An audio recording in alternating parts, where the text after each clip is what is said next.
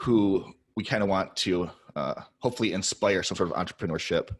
The side gig, which, is essentially what you guys are doing. And essentially just want to inspire people during COVID, because a lot of people are about to lose jobs, and now's a great time to take some risk. Another thing is too, like aviators are naturally risk takers, right? Like there's been studies done on that. So we thought there was a natural convergence between being an entrepreneur and aviation. So that's another reason, kind of the catalyst for this podcast is to hear, what risks you did take and why you think they're paying off or not to. So yeah. But last time I saw Stewie's mug, I think I was getting out of a cop car. I'm not sure. Just get that out of the way. At the Taco Bell either. I wish you were eating Taco Bell right now, putting some tempeh hot sauce on it. Let's roll into Stewie. Let's start with you. Give us a 60-second background on and kind of your daily duties at Tampa Bay Hot Sauce Company. Okay. Well, for me, as you guys know, I've been in the military for 25 years this year. Reserves, full time. Plan on doing that until I get sick of it, or more sick of it than I already am. So the way we started this company, actually, I had just came back from a deployment, and we've been talking about doing something I have wanted to do something myself for years. And honestly, we got drunk and we made some really good hot sauce. And the guys brought it over to the house the next day, and I tried it and I said, holy shit, this is good. We should do that again. And we were just making it for ourselves, and then decided to make more of it. And then it blossomed into this thing that, it's kind of, I don't want to say spiraling out of control. It's really in control, and something that's really good for us. And then for me, I do a lot of the social media and the marketing and, business development on that side of the house for the company.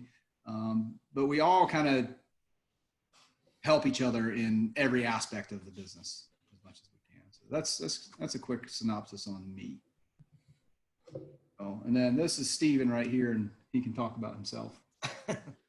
Be a little shorter than Pete because he likes talking about himself more than I do, for sure. Yeah, I said 60 seconds, not 3 minutes, Stewie. You're welcome. So I actually work at Bank of America. I've been there probably 13 years now. So been there since I moved to Tampa about 14 years ago.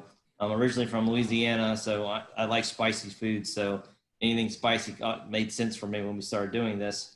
And then it's like just a bunch of neighbors having fun drinking, then we kind of stumbled on this and decided to keep running with it. And, it's grown and grown and grown, and our name's out there finally. And so we are definitely enjoying it. And then my kind of duties are, I do a lot of the financial pieces of everything, kind of maintain that. I kind of make sure we maintain our inventory, make sure we know what we have on hand, and get the sauce to whoever we need to, and make sure all that's moving along with no issues, and make sure we don't ever fall behind on a lot of our peppers. I maintain what we have there. I'm growing a bunch of pepper plants in my backyard, so trying to save a little bit of money by doing that and getting the peppers off there. So usually when it's not raining as often, as hot as hell as it's been lately, I water those suckers almost daily, trying to keep them alive.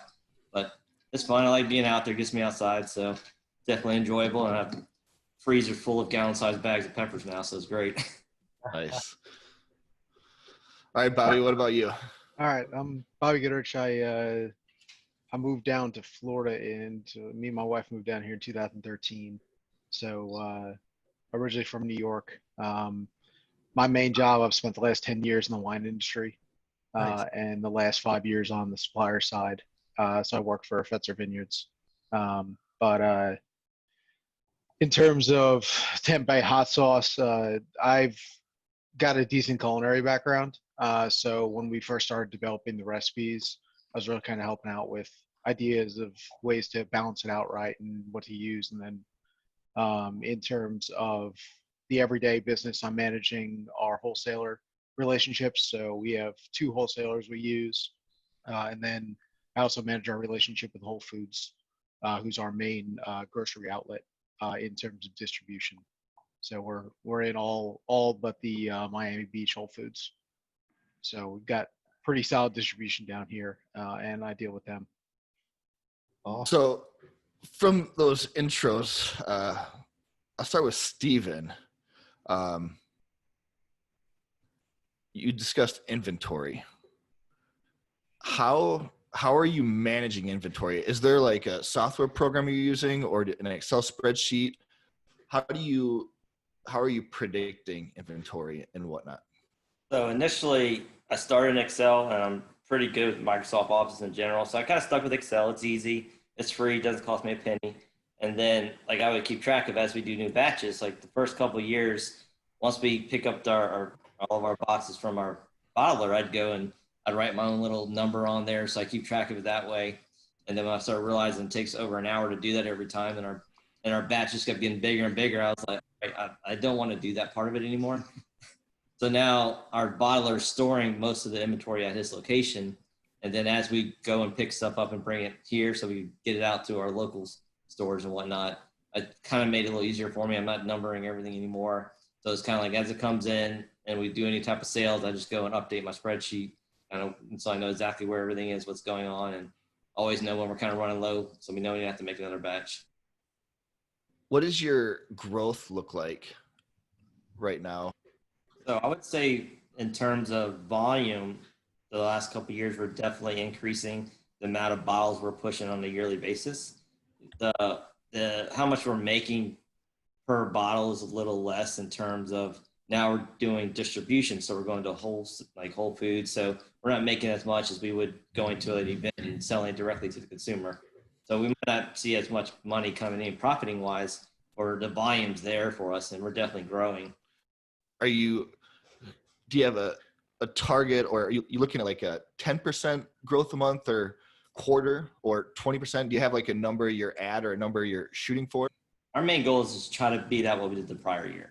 Yeah. With having COVID going on and we're doing a lot less events, it's like, so we have one main huge source of income, and they probably every other month, maybe every 3 months, is when they buy from us. So that's usually a significant chunk of income coming in for us when we get that. So we kind of just like, our goal is to try to beat out what we did the prior year and kind of let it grow itself a little bit. So we're not trying to put in a bunch of extra money to try to grow it more than we have to. And we want to build sustainable where we can do it ourselves, and we don't have to take on more responsibility where we're struggling with our day job still and our kids and everything. So we kind of let it do its thing, and then try to think of ideas where else can we get to try to bring in more sales for us on a yearly basis. So taking on Amazon this year, from where we had some family members doing it from Bobby's side for us, and we decided to take that back on. And then now we have more control over that, and we're seeing increased sales on Amazon, especially with COVID happening. Everybody's buying stuff online now. So that was a pretty big growth for us for this year. So we're seeing a significant amount of sales increase just there alone on a monthly basis. And then it's doing pretty well. And with the bourbon sauce we just started, we're hoping that becomes another stable, like consistent, like sales there as well. Yeah, I would say the last couple of years, just it's our business has grown pretty significantly just from different projects, kind of taking on different projects, gaining different distribution. Like 2018, we first got with our wholesaler. We got into Lucky's Market. They're no longer around, but we saw some bump there initially. And then early 2019, kind of that Q2 was when we got into Whole Foods. And it was kind of mid-year when we started shipping into there. So we definitely saw a bump from there. And then it was really that end of 2019, we took over the Amazon business, handling that directly. So that translated into a bump in 2020. And then this year, it'll be our first full year in Whole Foods. So kind of it's not really a month to month or almost a year to year. It's kind of unfair to look at that. And now kicking off the bourbon sauce, that's just another piece of income that we've got going there. So it's just a steady growth of the business. And it's cool seeing essentially the evolution of the business expanding to different outlets and different ways to ship and different ways to sell. Yeah. So actually, That brings up another question. I have an MBA in entrepreneurship. I started a company selling cricket flour out of my grad school. Eventually sold it to a partner. But one of the questions I always have for entrepreneurs is why? Like, what was the end goal for you? And so as you're talking about your growth, I kind of want to back it up to you're sitting there on a Sunday, hungover, being like, we made some kick-ass hot sauce. Like, what was the discussion around? Like, hey, it would be cool to have a really cool lifestyle company that, you know, will just support us, or is it, you know, the goal, hey, let's get major distribution across the United States and let's have a product eventually that we can, you know, exit from, if you will, and sell off to a larger, you know, food conglomerate, if you will. So was there, like, at that point, were you having discussions around how big you wanted this thing to get, or what was the goal when you first had those conversations? Well, compare and contrast that too with where you're at today, if that has changed, and maybe it hasn't, of course. So go ahead. Sorry. Well, when we first started, I mean, it was a, hey, this could be a good idea. And then, you know, obviously we wanted to make sure we had something that was good, because we let the friends and family try it out, the neighbors try it out. And of course, you know, we don't want to get the American Idol, you're great, you know, you're the best out there. Mom thinks you're the best hot sauce in town. Yeah, you're the best I've ever had. I've never had hot sauce before, but you're definitely the best. So I took it to our office, where around a bunch of aircrew members who are brutally honest with one another. I mean, that's why we have to have thick skin the way we are. But that obviously helped us in a very significant way of growing this company and growing our sauces, because when we first started, yeah, it wasn't perfect. And we got some good suggestions from people. Hey, maybe you should add a little bit more of this, or maybe you should add a little bit more of that. And of course, we'd take it back to our lab, Stephen's kitchen, and start cooking a little bit more. And, you know, when we started, again, we just wanted to have fun with it. Yeah. Got drunk. It was, we don't go out. We've got kids. So it was nice to sit around here and have something to do other than, you know, going to the bars or going to the clubs and hanging out. We were actually producing something, which was really cool. And that's kind of how we started. Like Stephen said, you know, he started off with the Excel spreadsheet. We started off really small, and we were counting each bottle that we were selling.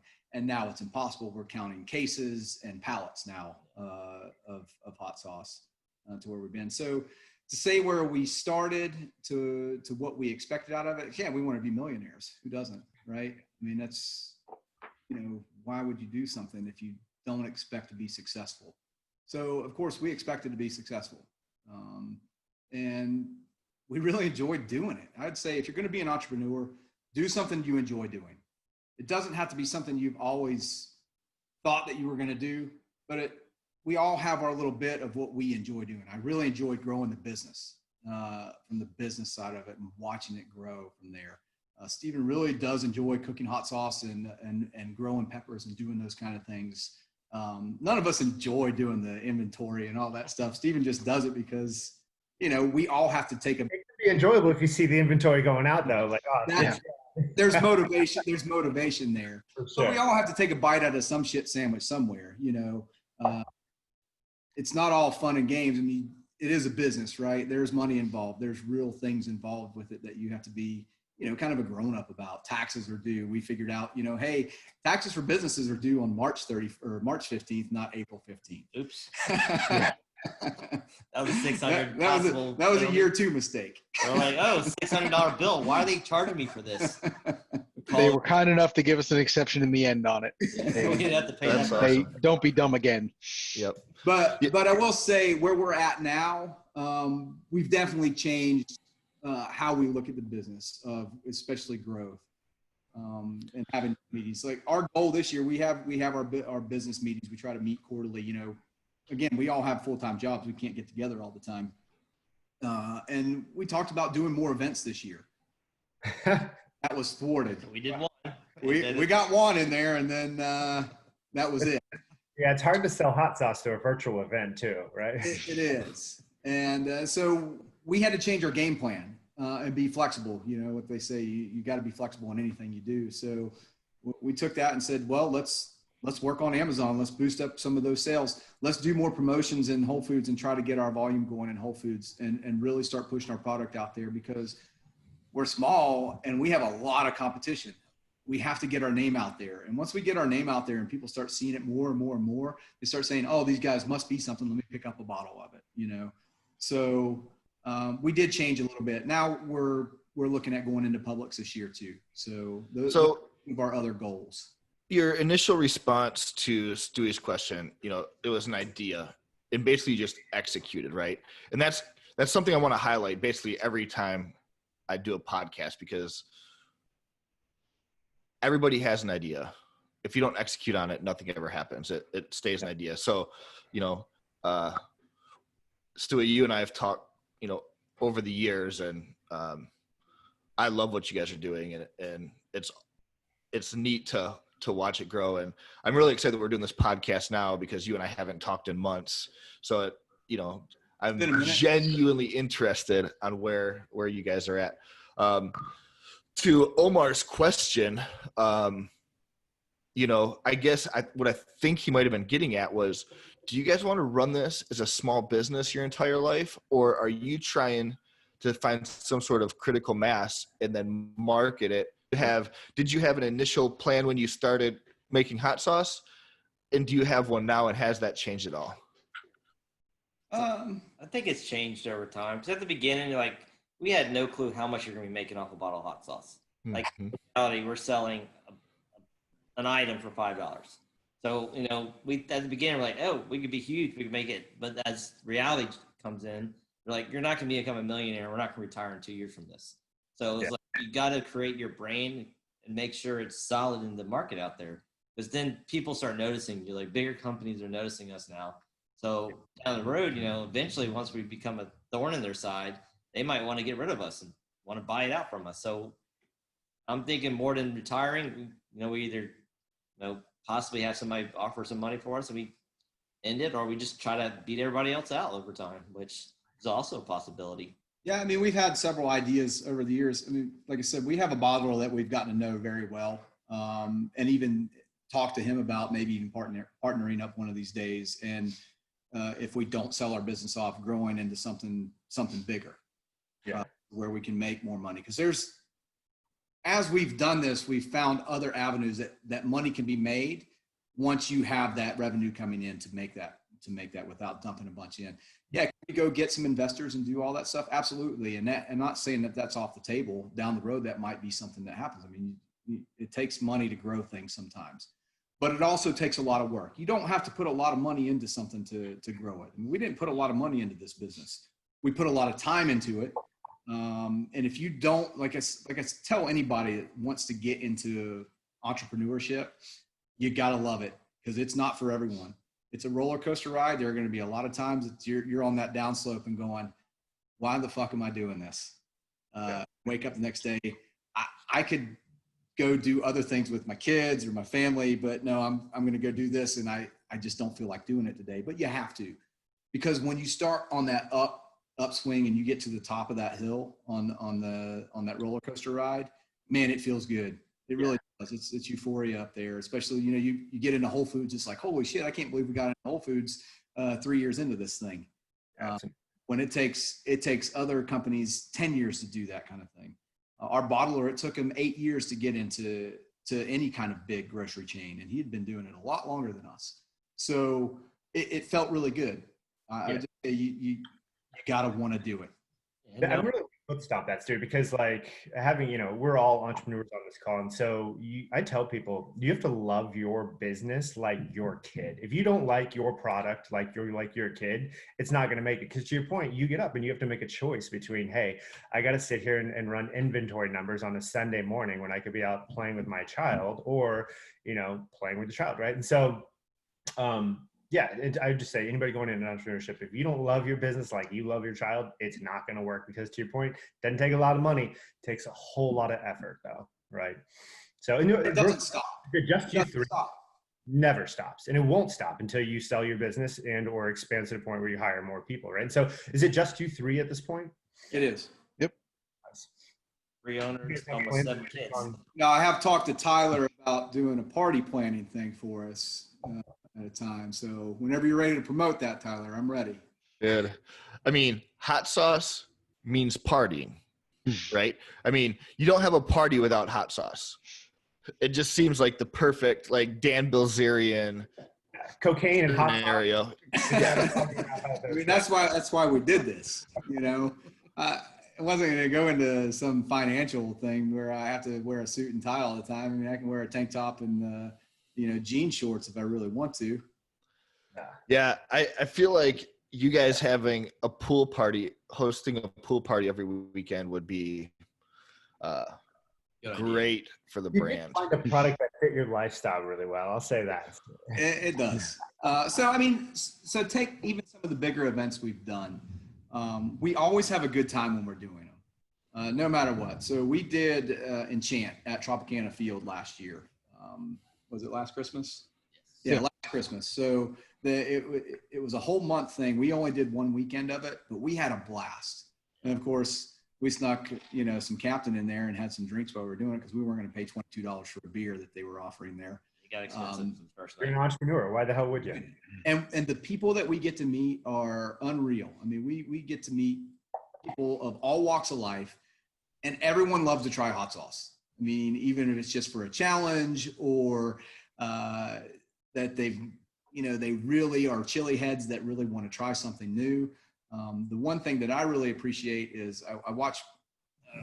I think my power just went out. Did you hit? Yeah, we just flickered. I think lightning struck Yeah, sorry. about a mile or two away. Got some Sorry, I heard it over here too, so it's probably right in between us.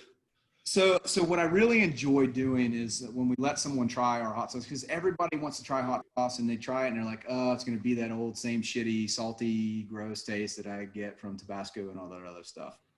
I really look at their faces and see the surprise in their eyes when they try it. And it makes me feel good every time because I want to please everyone. Now, not everybody's going to like our stuff, even though I want them to. But it does make me feel good when I see that. Getting back to the party thing, because that's what I love to do. If we do parties at our house every weekend, we could write the houses off, right? Yeah. That's a tax write-off. That's a tax write-off. I picture an outdoor pool party overlooking the bay with several Tampa-based Instagram influencers, in the 20 to 40,000 follower range, and then Stewie in the corner in his mankini handing out hot sauce. Honestly, I think that act alone will take Tampa Bay hot sauce. I think you should have the logo tattooed on your chest ahead of time. So let me tell you. Oh my God. Yeah, how committed to this company are you, Stewie? Oh, I'm committed. I'm getting a Tattoo on the chest for sure. Though. I'm getting a BH tattoo with the logo maybe next year. Here's where we get tattoos. We're getting close. That commitment's getting closer. So let me tell you a story about speaking of mankinis and banana hammocks. So the first time I met these guys when I moved into the neighborhood, it was the first weekend that we all kind of got together. And of course, we had some drinks and I may have been a little saucy. And I came inside and I walked out into the middle of our court in a leopard thong man hammock. So that's how I met the neighbors for the first time. So I wanted everyone to know who I am. Yeah, no secrets. So there's no secrets here of who you are encountering when you meet me. So we Yeah, Spicy Pete. one. Spicy Pete. I'm definitely in for the pool parties and the. Real quick, I heard Stephen, I heard you say you guys grow peppers in your backyard. So how are you getting most of it? I imagine your cost of goods sold is fairly low, but how are you getting the peppers and how did you what'd you land on as far as what peppers to choose from and what not to, right? Like, did you have favorite peppers to begin with? So my friend, he had a bunch of ghost pepper plants that he had in his backyard. And he's like, he goes, I have like a ton of these things. I don't know what to do with them. So he started giving me ghost peppers. I was like, all right. So that's kind of one of the peppers and the jalapenos that Pete was growing kind of started what peppers we're going to use. So we love the flavor of the ghost pepper. So we started with that one. And excuse me. And then like the first year, we were doing great. We were growing.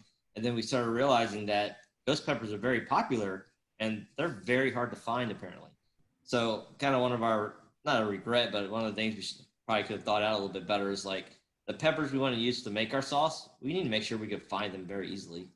So Yeah. after our year two, I would say after our first successful year, we had to start looking outside of state to find actual ghost peppers because Hurricane Irma came through and a lot of the local farmers had their crops just wiped out.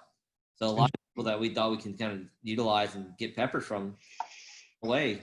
So we found a guy in Texas and he had like these giant, like super golf ball plus size peppers that he was sending us. And we stocked up. We got a bunch of peppers from him. And he's kind of been our kind of bread and butter through these last few years. So not wanting to rely on other people made us want to start kind of see what we can grow, see how easy it is. It's a pain at times. You lose a lot of plants over the years, but we figure if we can start growing them ourselves, if it's only 25% of what we need that we're growing, that's 25% of savings. So now the big one is the Thai peppers. So I think I have probably 30 to 40 of those inside of my house I'm growing. Damn. And that's a pepper that I had come into this. I had always loved cooking with Thai peppers. So I knew that if we were going to do something that was a little sweeter in style, I knew Thai pepper was right on the money for that in terms of its heat profile and its flavor profile.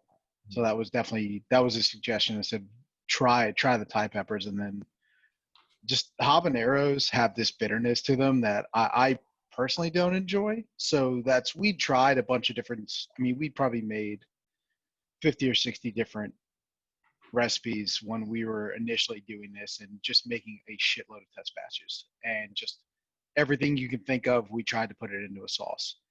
And habaneros just have this real bitterness that it's really hard to cook that out unless you're using either extract or you're not cooking with fresh jalapenos.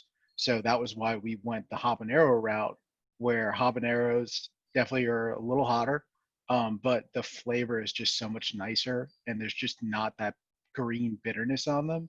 But we specifically use red jalapenos. And then for Thais, we specifically use red Thais. Oh, sorry, habaneros and for Getting Thais. your peppers mixed up. We use them both red. They're both red.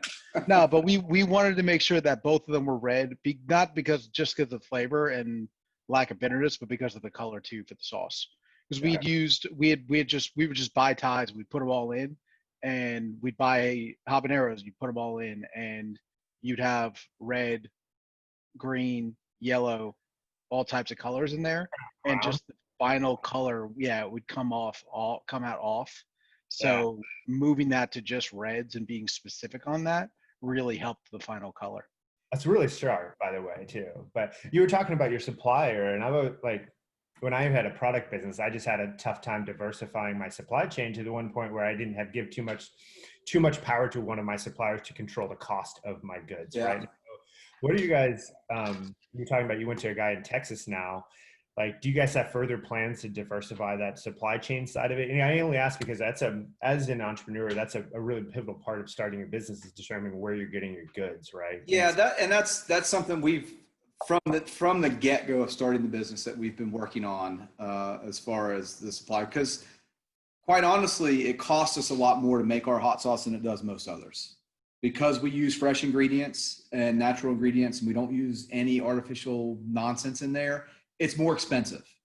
So we have thought about that a lot, and that's why we start growing our own. We actually have some greenhouses over in Lakeland that we had some issues last year with some of the white flies, because we don't want to add any pesticides and all that other stuff to it.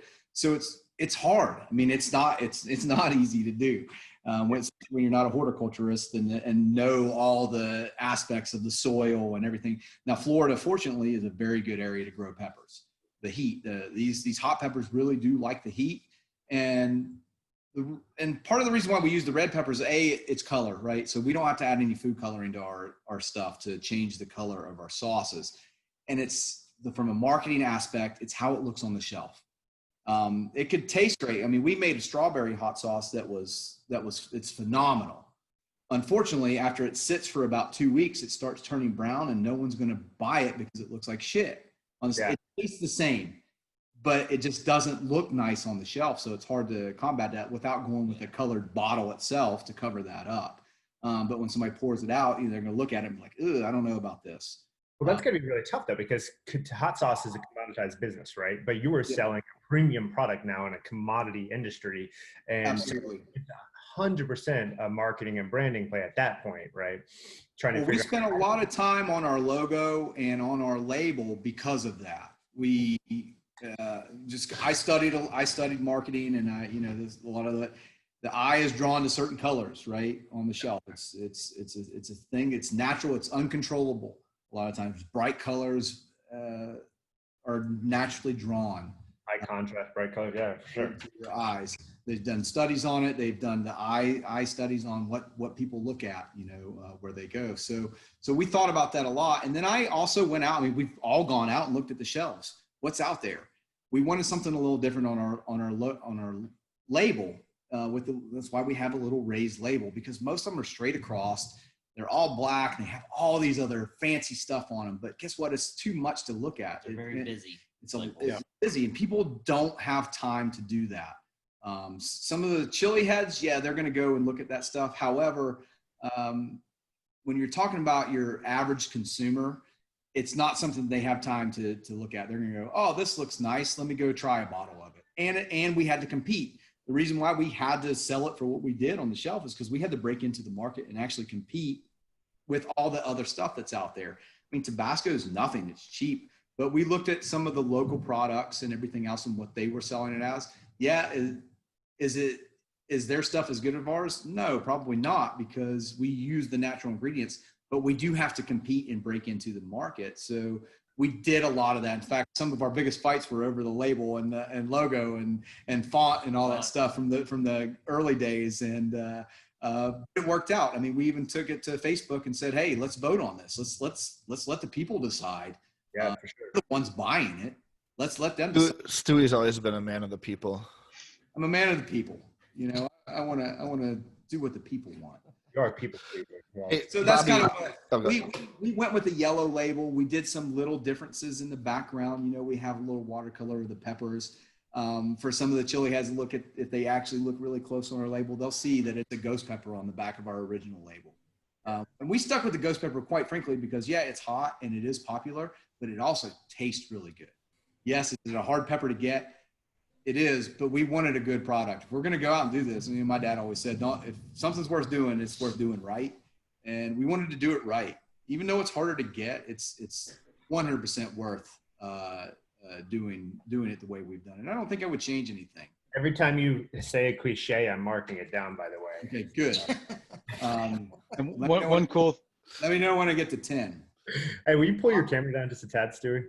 What's that? Will you pull your camera down a little bit? Yeah, sorry. Yeah, I see it. Oh, there we go. So, and another cool little thing about the actual logo, we had my sister come up with a bunch of. She does some graphic design, so she actually helped come up with what pretty much came out to be the final logo.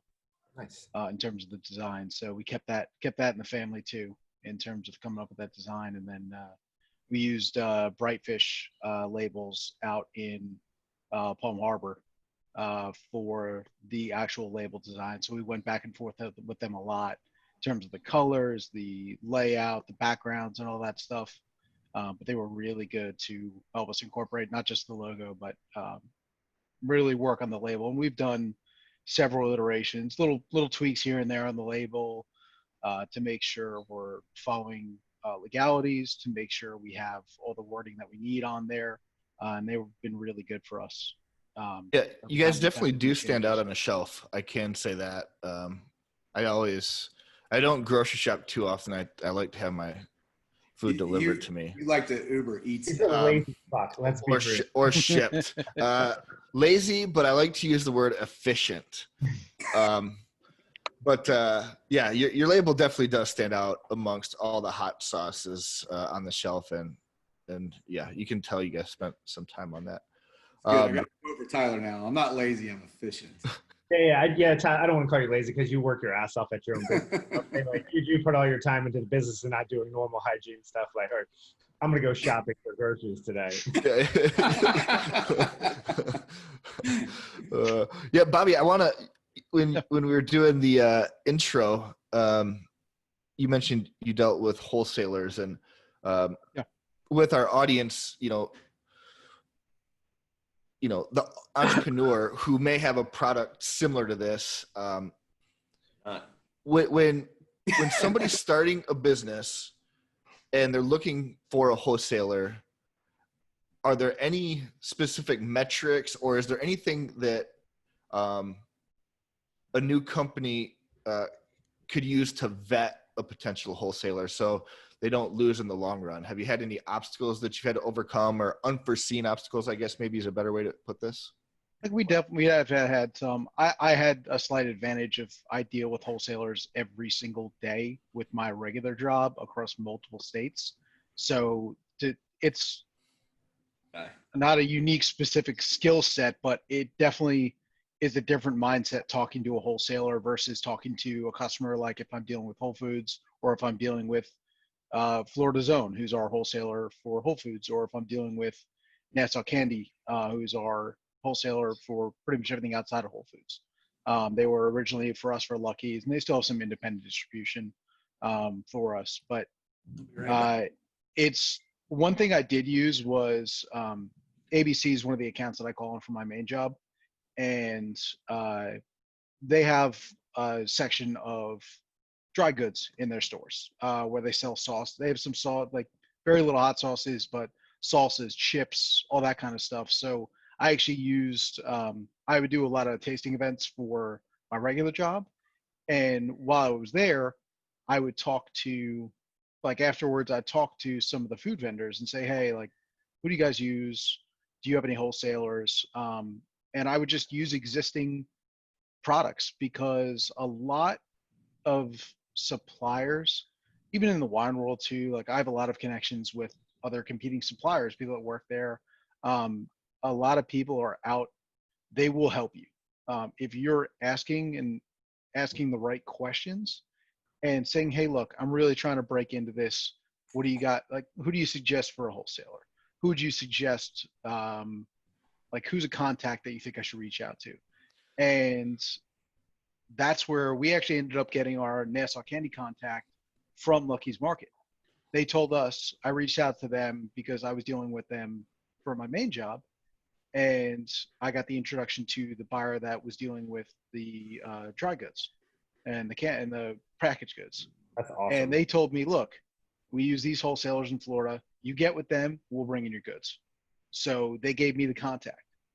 So there's definitely different ways to do it. I would say if you start with that customer first and you're able to get in and get that contact with the customer and they tell you who to use, that's definitely your best route, because that's not only getting you to a reputable wholesaler, it's also helping you get in the door of a chain, because if they're telling you, hey, you get with these guys, you're killing two birds with one stone. Sure. So that was how we got in with, actually with both of our wholesalers, because Whole Foods too, I call on them for my main job, and I got with the buyer for local goods through that, and she told me, look, this is who we use. Get with them, then you can send in your product for attempt to get authorization. Awesome. That was definitely a really good way to find the wholesaler piece. It's the whole, have you heard, it's all about who you know in this world. And so that's the thing too, right? Like a lot of entrepreneurs that might want to start a green bean company, that doesn't have someone in their circle that has the experience with wholesalers. I think that what you said is a great piece of advice. Get into a local market and figure out who their wholesaler is. Can someone just Google wholesalers, and if you make a phone call to that 1-800 number, is someone going to pick up, or is it literally that the only avenue? Or not? It's not. There's never only one avenue, but definitely not easy. It's not easy. So, and that's honestly, that's where a lot of, in this kind of industry, it's where a lot of people struggle. I know some people that have tried this, and then they're the biggest, it's a cat and mouse game with them. Like the grocery chain wants you to have a distributor already. The distributor wants you to be in a grocery chain already. So it's kind of that cat and mouse game of, they have to take a chance on you sometimes, right? You're new.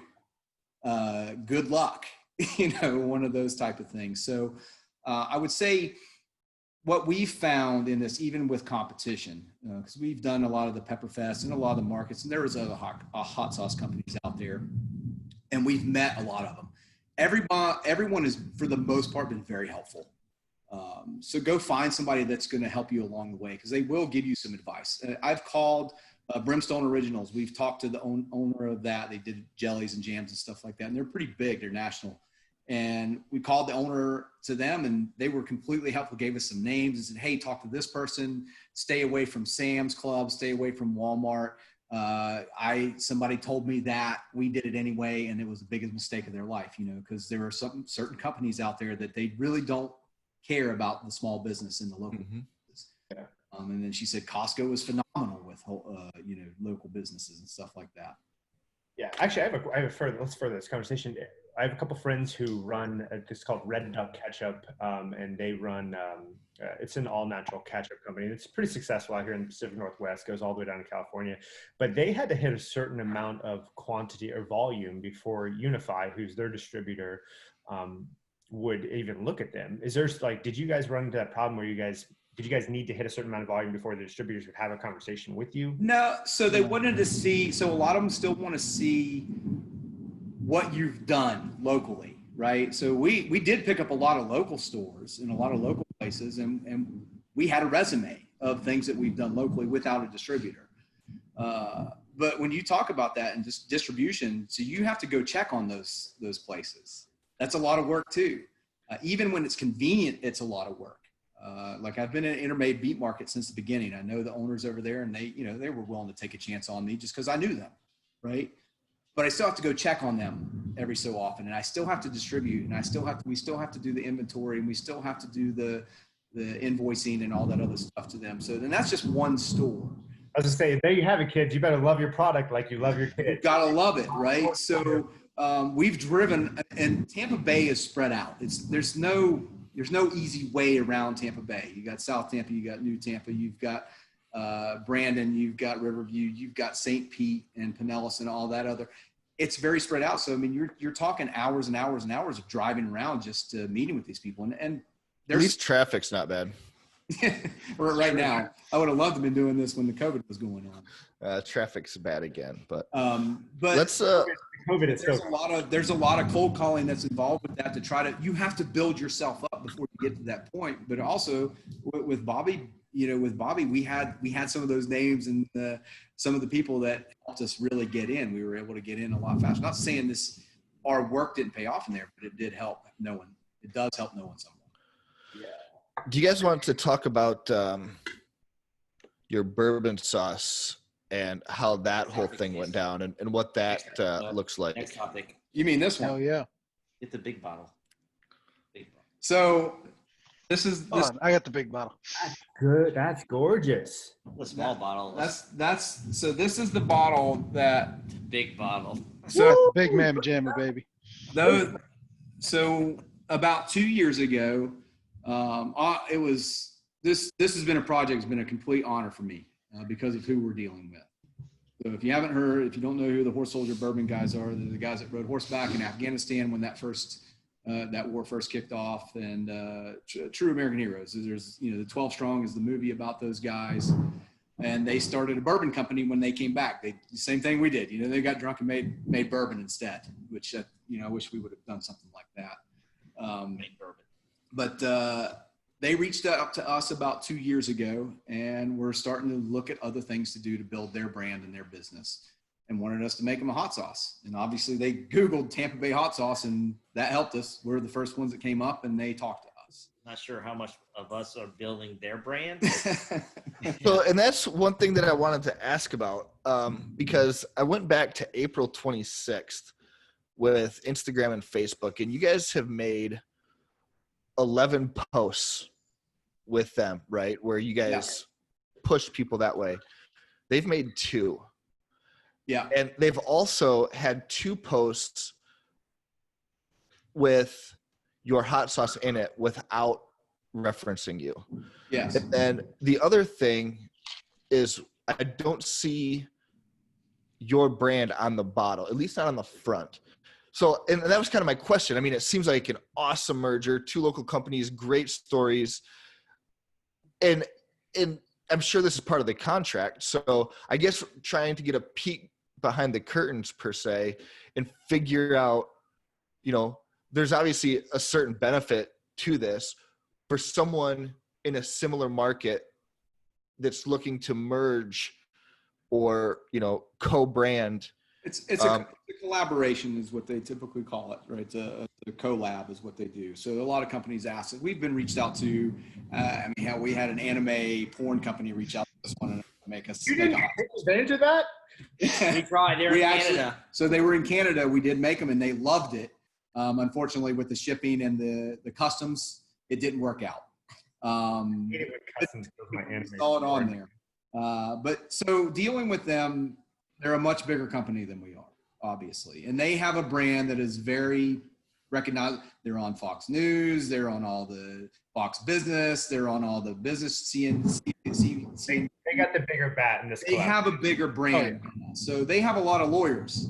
We have one lawyer that they're a trademark, you know, so they have a lot of other entities that are at stake with their brand. They just bought a $52 million facility in Kentucky so they can actually make Kentucky bourbon now, because they distill their bourbon right now in Ohio. So now they're going to be able to make, you know, what is a Kentucky bourbon. They didn't want to spend $52 on a blender. So. Yeah. So in that case, this is purely a monetary thing for you, not a branding play, because they're not really doing much for your brand. They're not doing much for our brand other than the fact that we get to say we made it for them, right? Our name is on the bottle. Okay. Yeah. So this is a mix. It's a mix of both on this. So we have we have our batch label. We handwrite this because we wanted to do that. It's on there. Yep. It's also on there on the actual label. It's in small print. You can't see it on there, but it actually says that we're our name is on the bottle. Now the guy we've dealt with, he wanted to get our logo on there. He just said he couldn't do it because what they paid for and what they're paying for, because it's not cheap for them to buy. It's very, very expensive. We have to use a lot of bourbon in it. The bourbon for this first batch cost us almost $3 a bottle per bottle that we made for bourbon alone. So it's in a very expensive bottles, and they are building their brand off of this. So I understand where they're coming from on it. Of course, we did everything we could to try to get our name and everything on there. I mean, could you essentially have given it at cost and or lost money just to have your name on that bottle? We talked to them. They weren't. Okay. Yep. Yeah, it's less of a we definitely wanted to get our logo on there, and that was through the talks. It was in a lot of the talks, but what it came down to was they have 3 packaged goods outside of non-alcohol goods that they make. Or 3 they are planning on making. So they've got the maple syrup, they've now got the hot sauce, and they're also going to be coming out with a barbecue sauce. So the idea was barbecue sauce as well. So the idea was you have the 3 items that are non-alcs. They all have the same front packaging. It's a branding perspective for them, is they want to have that non-alc goods as one unified brand with the different products. Yep. And then we've got on the back created and produced by Tampa Hot Sauce Company. I like that. I didn't know that was there. And it does look good. That makes sense. Definitely. Yeah. And then in terms of the exposure, I mean, go for it. Go for it. Yeah, go ahead, Bobby. I was going to say, in terms of the exposure, we've only got the 2 posts that were in there, but I mean, our name is on that bottle, and even those 2 posts, that's probably 100 times the amount of exposure that we get from our posts just on our page. Sure. Yeah. So you're talking, we've got about 1,200 followers on ours. They got 13,000. Yep. So that exposure is massive for us, even if it's just that little bit. It's a huge help for us. And all the sauces, it's their product. We make it for them. We sell them the product, and they turn it around and they market it as their hot sauce. Are they We're all about that. So are they providing the peppers too, or is that No, we're doing all the okay? production. Gotcha. It's all per bottle cost. They buy it from us per bottle cost, and that's all factored into to what we do. It's such a How we smart sell move. all of our wholesalers and our ingredients. That's how we sell our sauce. We base it off of what does it cost us to make it. And yes, we have to make something on this. Yes, of course. Grow if we don't. Yep. So that's how we did it with them. It's such a smart play though for any young entrepreneurs, because anytime you collab with a larger company than yourself, right? Sometimes it's a branding play, but most of the time, like you said earlier, you're building a resume, right? That you can take to other companies and be like, listen, we've already collaborated. We have that experience. We know how to do this, right? Yep. Even so, and then just building brand equity in the media, right? Or in the, with the customers that, hey, essentially what you're doing there is, like, to Tyler, your point, it's not necessarily just a brand play, but it builds up that it credentializes you in a different way that opens up other avenues for your business, right? That's where I think it's such a smart thing to do at this stage. And they're national, so they're a much bigger company than for us, and so that helps our. We've gotten a big boost on our Amazon sales from just a little bit of that we noticed, right? With whether it had something, it's hard to monetize that and actually put that into did that really help? But we see direct reflection of, hey, we made this post. Horse Soldier Bourbon's involved. All of a sudden, we just sold X amount of dollars on Amazon. Yeah. So whether it's a direct reflection of it or not, it's hard to tell, but it looks like it. With the online marketing stuff, it's very, very difficult to look at. And the other thing I'll say with the, when you collab with someone, it's a fine line between selling out and going along with your values also, right? So it was like I said, it was a complete honor for me being in the military and dealing with true American heroes with these guys that are, real military guys and not guys that fly on airplanes. Green Berets. Dealing with Green Berets and Delta Force and the Navy SEALs and those guys. It is an honor. So they don't get Wi-Fi, right? Their values are, in line with our own of the way they made their bourbon is, hey, we don't want to sell this to anyone stuff that we wouldn't drink ourselves. We're not going to sell hot sauce. And we told them we're not going to make something that we're not going to eat ourselves out on the market. And we told them and we let them know up front, it's going to be expensive because we're not going to change the way we make it just to make a buck on that. This seems like a good opportunity. Your Tampa Bay hot sauce, right? You identify with the city, but it's almost like that could be used as a template for you to collaborate with companies nationwide, to where you can reap the rewards of, companies, like you said, with similar values, and not be tied to the name Tampa Bay on the logo. So I had a question about that actually, Tyler.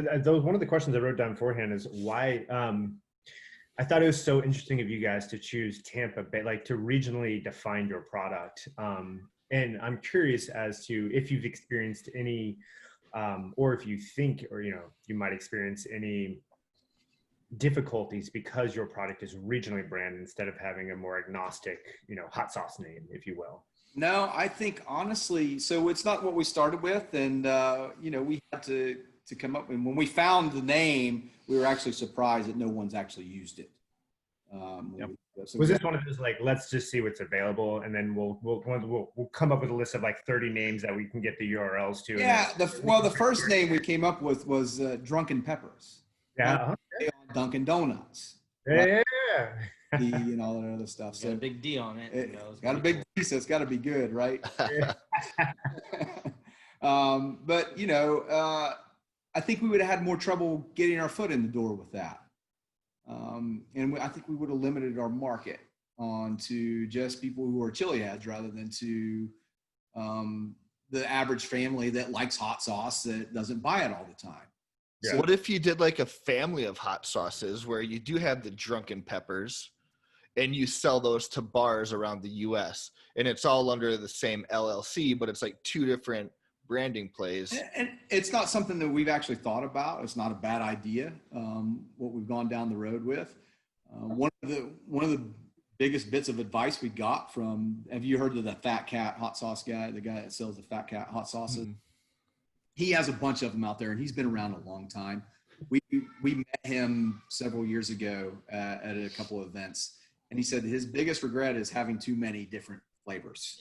I was gonna say, you Sure. said your dad told you do something right and do it well, right? Like pick something in and do it Yes. well, right? To find a product that, you know, one singular brand that you can push, right? Is that where your head's at? That's kind of where we're at. We wanted to focus on these two to say, hey, we've got two really, really good products here. Let's get this going off the road and then see what we can do after that. And so this collab kind of came at a really good time for us of, hey, we've built this brand on our two primary sauces, our staples, if you will. And then we're able to take this collab on and have something that's very good.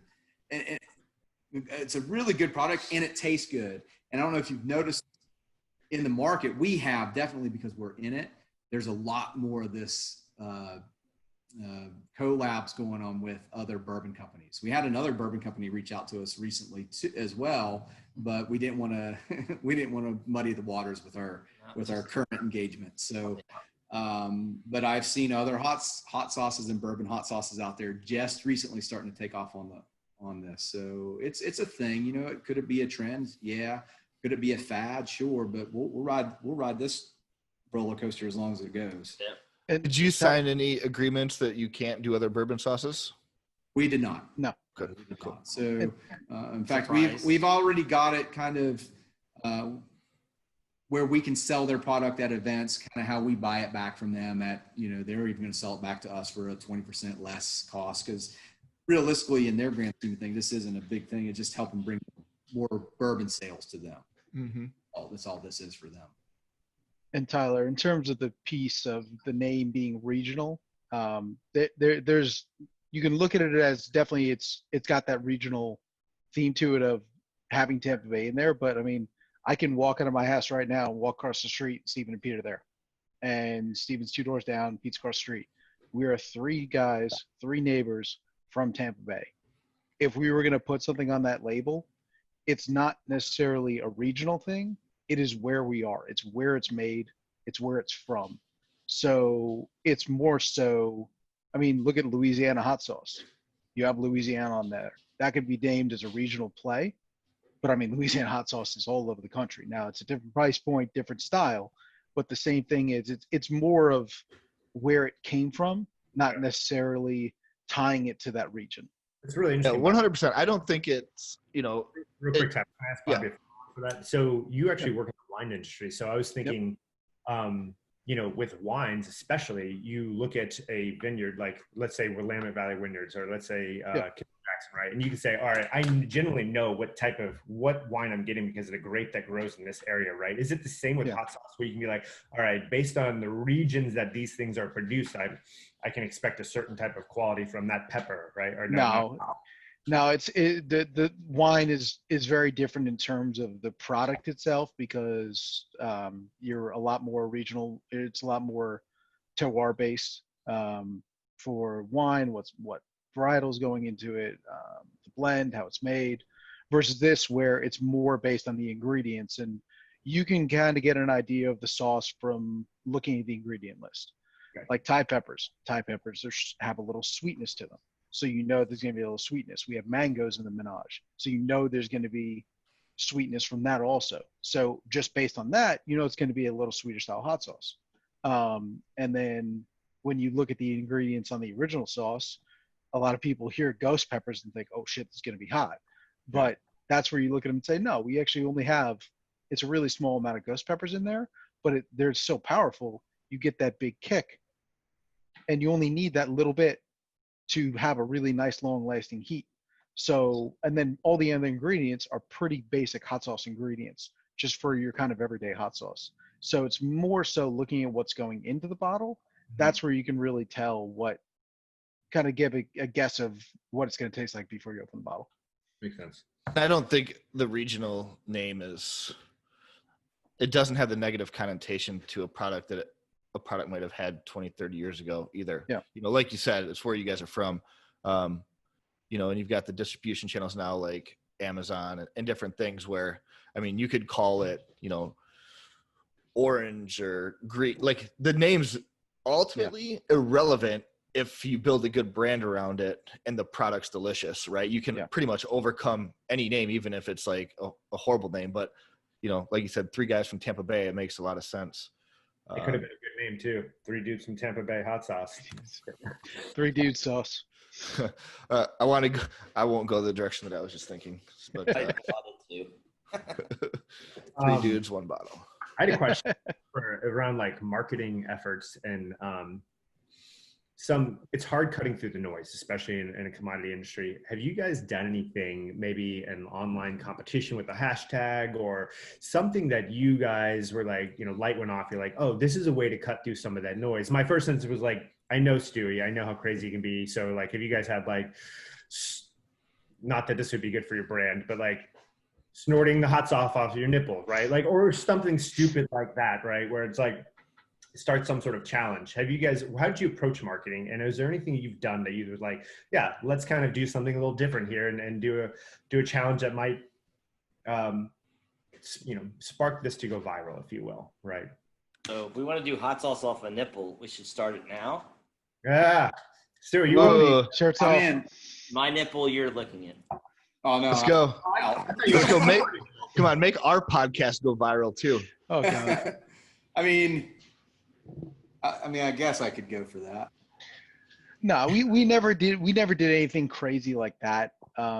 Yeah. But we definitely took a lot of the, Pete is amazing with photography. So a lot of lifestyle shots. And we've taken shots from our customers too, and from the people that are buying us. They'll send us pictures of where they live with the hot sauce sitting out on their deck or on food, and we'll use those. One thing we were rewarded last year. Awards are a big thing. A lot of in packaged goods, in wine, in hot sauce. That's no different as awards. Last year we won Best of the Bay in locally here in Tampa, and that is voting right now. So go vote for Best of the Bay for Tampa Bay Hot Sauce Company. But something like that from a marketing perspective, we really love that because then we can go out to our customers and say, yeah, we won Best Hot Sauce in Tampa Bay. Yeah. Have you guys reached out to any local Instagram influencers or anything? No, I know Tyler, you and I have talked about that. We've had a couple of the keto people, you know, kind of message us a couple times. Just nothing that has ever come to fruition with any of that stuff yet. Mostly because of time involved trying to create something and do that, because The gyms. we've had some of the UFit gyms reach out to us and want to do some stuff with them, and they love our hot sauce, but you know, they want us to pay some money to do that, and it's expensive. And I've found that I haven't really had to pay a lot just yet to do it. Now, the one of our goals this year was we were going to pay some more advertising on Amazon and really try to boost up our online sales with that, because we're kind of handcuffed to that right now. Right? Yeah. You can't go out and meet the consumer without saying, oh, they're not wearing a mask, you guys are terrible, you know. So Are you guys sending out Tampa Bay hot sauce masks? we don't have any made. We have not made those. We should do that. That's not No, that's a tricky massive become politicized, right? So it's I've been very, very careful, because I've seen some businesses get involved with that. I'm not saying that we don't disagree or agree with one way or the other, but we're not about that. We're about making hot sauce, right? Yeah. And we're not a news agency. We're not into the politics. Now, we all individually have our personal beliefs and views, and that's fine and dandy. But when it comes to the business, that's our business, right? I want people to look at us and say they make good hot sauce, not, oh, they vote this way or they vote that way. So it's a very tricky thing right now. Is very, very difficult to. It's tough. It's really tricky to walk that line as a consumer. You know, it's even with the Instagram of everyone blacking out their screen. I stayed as far away from that, not because I don't disagree with how treatment was on certain aspects or whatnot, but it's not in our business's views or policy to be part of that, right? It's difficult at your size, right? And I'll say, like, when you're Amazon, you can wave a big stick and be like, this is what, you know, we're going to make a stance on this, right? But early on, it's really hard because, like, you don't know it's probably hard to gauge what your consumers' political beliefs are, right? Absolutely. So it's difficult to know where to navigate, you know. Well, and we found that just with doing events, right? You never know who's coming to your table to buy the hot sauce, right? I'd say women buy it just as much as men do. There's been so many times that someone's a guy and his girlfriend or a guy and his wife have come up to our table, and I don't focus on any one person because I'd say 75% of the time that happens, the woman likes it more. So you got to be really careful about, yeah, hot sauce sounds like a guy's guy type thing. Is it drinking beer and making hot sauce? Absolutely. That is kind of guy's guy stuff. But when it comes to products, you don't know what you're going to get because there's more to hot sauce than just putting it on top of food, because our whole thing is we're not trying to cover food up. We're trying to enhance it. There's a lot of ingredients that you can do with food. Like I'm smoking wings. That's why I keep getting up. I'm actually smoking wings right now with some of our original sauce. So eat it first. I'm like, are you out here in Oregon too? Damn. So I've been smoking wings, but there's other ingredients that I've started to put on our website, some ingredients of things that you can do with hot sauce other than just putting it on food. Nice. How about Tampa Bay hot sauce dry rub? Is that something that's in the works? That could be fun. It could Parallel be. product. That sounds like something that we could possibly make down the road. But again, like we said, we're trying to focus on these two staples and really get it. Because even though we've gotten into Whole Foods and we've gotten into this, we're still limited to Florida, right? And whatever our Amazon sales give us. So we still have a lot of work to do to get our name out there. It's that whole, everybody says, oh, they're an overnight success. There is no such thing, right? They're overnight success because you didn't hear about them out in California and all of a sudden they're nationally. Yeah. You know, there was a lot of time and effort and work that went into that long before they became that overnight success.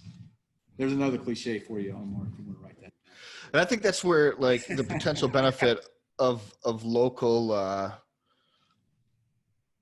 Instagram influencers goes a long way. You know, you pay somebody $500 or $700 and, you know, 20,000 people see that, you know, in the local market. That's kind of big, you know, that $700 goes a long way. And it could be a good way to reach out to, you know, neighboring communities like Orlando, Miami, you know, Sarasota, like that type of thing. You could slowly spread. It just seems like an efficient use of marketing funds. If you haven't figured it out yet either, Tyler's accepting payment for those $500, $600, $700 now because he is a Tampa Bay Instagram influencer. Yeah. So our YouTube channel has 26 subscribers. After this, you'll have 27. 27. Well, I expect all three of you to subscribe. 30. But yeah, so do you guys, if you were to start over again, ground zero, and Stewie comes home from deployment, he's got a ridiculous mustache, and you're sitting there ripping through cases of beer. Leopard skin thongs. Leopard skin thongs. What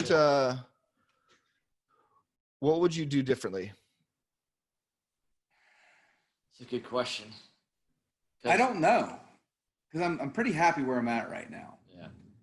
I mean, there was a lot of bumps and a lot of shit we had to wade through to get to here, but I mean, if we didn't go through that, we wouldn't learn our mistakes, right? Yeah. I'm just wondering if there was like a big, like maybe dealing with a wholesaler, something you didn't anticipate. We started growing peppers a lot earlier. Yes. Growing peppers. The okay. pepper supply probably would have been it. Okay. I think being more educated on that would have been probably the most impactful thing. That's probably we've gotten lucky along the way. There's always a little bit of luck involved, especially being an entrepreneur. I'm not saying you should bank on that because the work has put us there. But the fact that we met the bottler at the Pinellas Pepper Fest that we met, we wouldn't be here without him. Yeah. He makes it exactly the way we looked at other bottlers in other states. Even we were going to take some trips to go send them some sauces, and they were going to replicate the way we make it to make it taste similar, which means a lot of artificial ingredients, which goes against everything that we make, the way we make it right now. So It's good that you guys stuck by your values on We that. would have had to, maybe, but we got lucky. We got lucky finding the guy that we found, Miller Townsend, who makes his own, wing sauce as well. Honey Blaze Honey Blazers, I'll give him a little in promotion there. Publix on the local end cap. Yeah, he's on the local end cap. So, and he's really helped us out along the way also. Of course, we do pay him, but maybe not something that we would pay someone else to do it. And he's, which is nice for us, is he was an Army National Guard guy. He retired out of the Army National Guard, and another military guy that we've got to meet, and it started his own business, and that's what he does solely. Yeah. Do you guys have, so kind of pulling that thread there, do you guys have a threshold for when you've decided to hire your first employee outside of you three, right? You guys talking about how many hours you have to put in after your work, after your normal jobs. At some point, this is going to get to the point where you guys need to hire on a full-time operation. Or do one of you quit your full-time job? Yeah. What's that we have talked about, but that takes a certain amount of money, right? We still have to pay the bills. You three should move in together and then sell the other two houses. Well, eventually our wives are going to leave us, and that's no choice. So we might be there someday. The three of us would be in a one-bedroom apartment. We can afford to pay some. With the greenhouse out back. Yes. Well, it'll be a 3-bedroom apartment. They'll all be living in one room, and 2 rooms will be the storage. The inventory. Grow rooms. That'll be grow rooms. We're growing inside, hydroponics, growing peppers out of the. Yeah. But yeah, that seems like, the mistakes, and not necessarily mistakes, but the lack of foresight. For example, the pepper shortage. It's probably a blessing in disguise that it happened while the company was small too. Yeah. Yes. And then the fortune of meeting, that guy at one of the tastings. Like, it's all these intangibles that you never expect, both good and bad, that put your company in a certain direction. We're always thinking, how can we save money, cut, are we pricing our product right? We're always thinking about that. Like, how can we make more money now with what we got? So it's like, it's a constant battle, because you don't want to go up in price too much, and all of a sudden people stop buying it because it's too expensive. Yeah. In the same sense, you're like, I would like to make 10 cents more at the same time. So it's like, How you guys doing your money? Margins are really thin. Yeah, but I'm sorry for so Stephen, how you guys, or Bobby, you can answer this, Pete, but how you guys, you calculate your cost of goods sold, and then, but you're also in a commoditized industry. So how are you setting your price based on your higher end competitors? Well, the way we initially did it, we looked on the market, right, to see what everything was selling for. And then when you deal with the wholesaler, you gotta price it right to them, because what you sell it to them, they're a middleman, right? Yeah. You're selling it to them, they got to go to the grocery chain, and every percentage you goes up on our end is more on their end, because everybody wants their cut, right? Now there's negotiations that can be done with the wholesalers and sometimes with the grocery chains, and some of the companies are willing to deal with smaller companies like us, and some of them aren't. They just have their black and white, hey, this is what we need to make. Mm-hmm. So that's kind of how we did it initially. Of, hey, we've got to make, now we've had the luxury of, we all have full-time jobs, and this isn't paying the rent for us, or our mortgage for us, where we've had that kind of luxury to, hey, we can, it started out as a hobby, right? So this is a hobby that turned into a pretty successful business for us so far. And if we didn't have that, we'd probably be more focused on doing a lot more events and not focusing on these big grocery chains, because we'd have to make rent. So we've been able to get our name out bigger because of that. And we've seen other competitors where that's how they make their money. And they don't have the capability to sacrifice that amount of inventory to make this, just a small amount of money, because they have to pay their bills at the end of the day, and we're not paying our bills with it. Yeah, one thing that we keep talking about, the natural ingredients, so we talk about the way we cook it, the big difference, and where that competitive kind of retail piece, it's a double-edged sword, because when when we say we cook all natural and we cook with natural ingredients, we cook everything whole, we blend it and bottle it. 95% of the hot sauces you see on the shelves are made with a mash. So it's a pepper mash. So it's high vinegar, high salt, peppers mashed, pre-cooked, all put together, and then that's what they purchase, and then that's the base ingredient for the hot sauce. So you have ghost pepper mashes, you can get habanero mashes, all that. But it just doesn't have the same consistency and flavor as you do when you're cooking with whole ingredients and doing that. And mashes are incredibly cheap. So, I mean, you're talking the cost of a pound of ghost peppers versus the cost of a pound of ghost pepper mash, which can make 20 times the amount of sauce out of that pound, is a big difference in the cost. And in terms of the retail on the shelf, when you look at 3 local Florida hot sauces side by side on the shelf, what's the first thing you look at? You look at the label. What's the second thing you look at? The retail. You're not necessarily going to pick up the bottle right away, look, see what the ingredients are, read through the whole label. So it's like you have that back end of where we're really the process and how we make it, and it's a really differentiating process.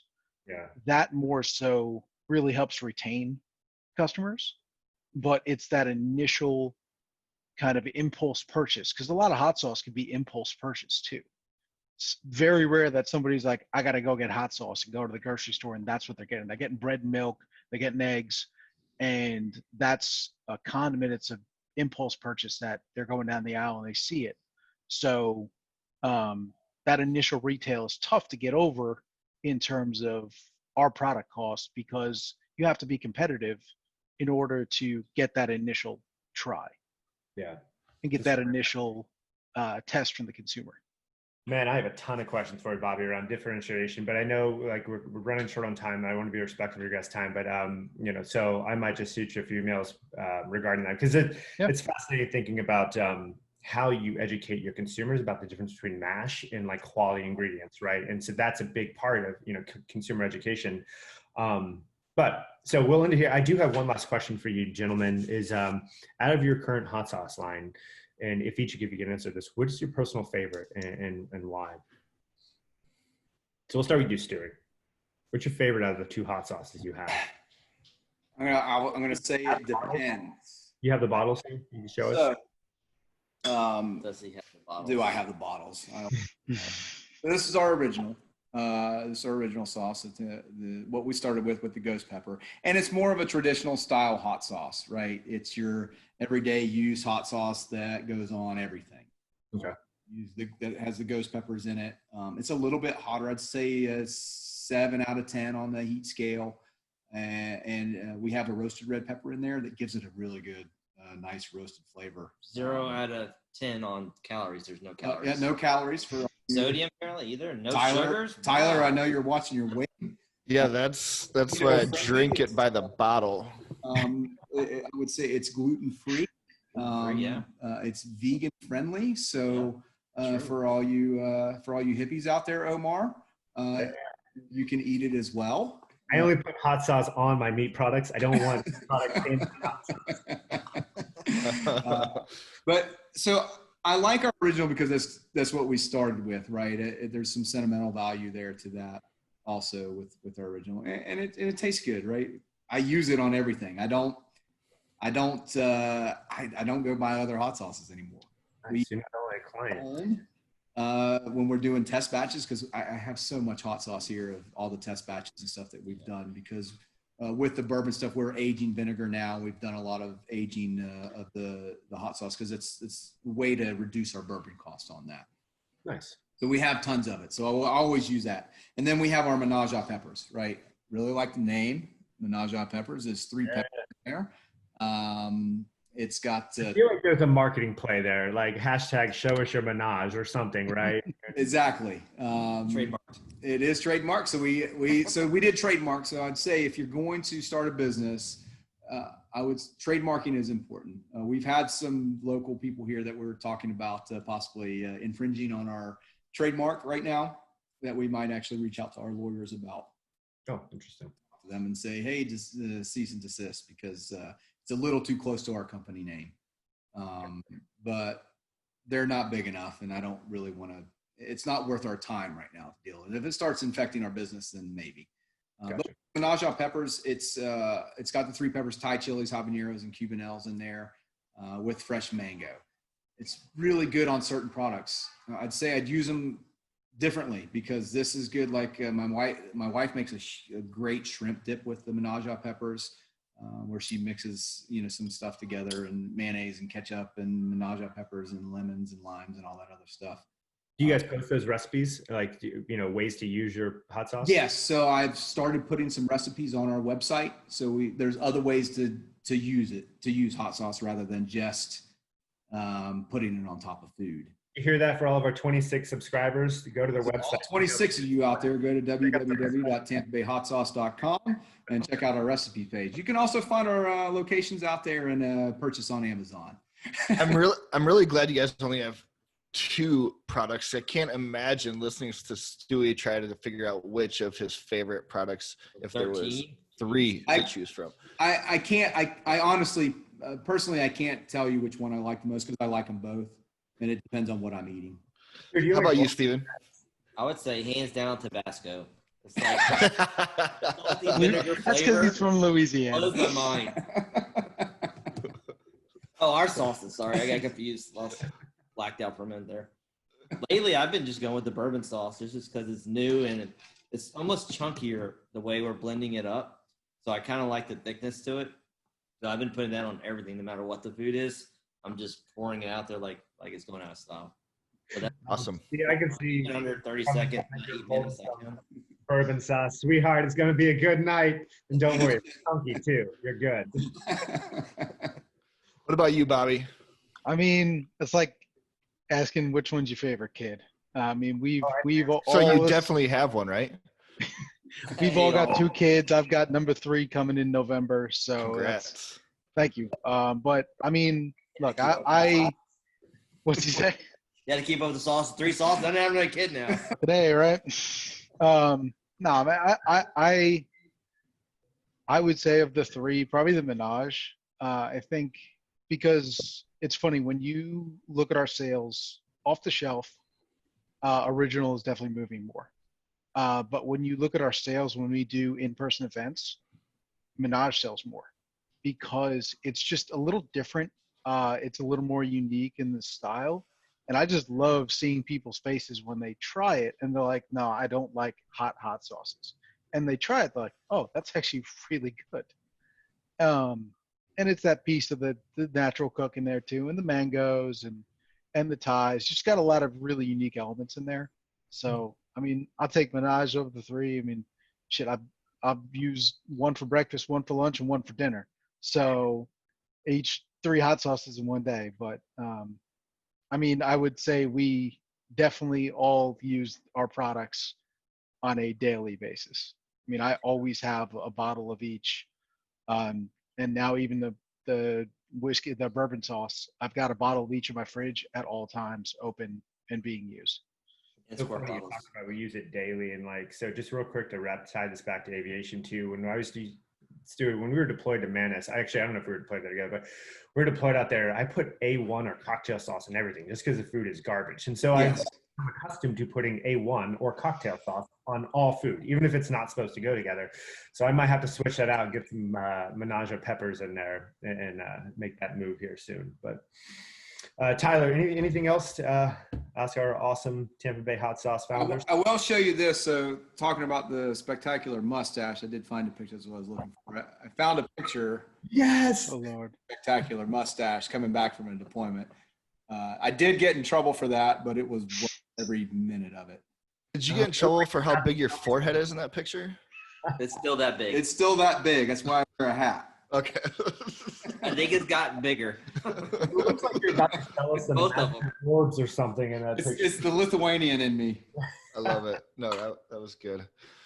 Well, I appreciate you guys' time. Is there anything you guys want to say in closing? No, I will say we got asked a question on an interview recently, and they asked us, out of all this COVID stuff, what's the biggest thing that we've seen that we really enjoyed is the community coming together and helping each other out. We've seen that a lot in our business. Just everyone wants to help everyone, and that's why we like Tampa.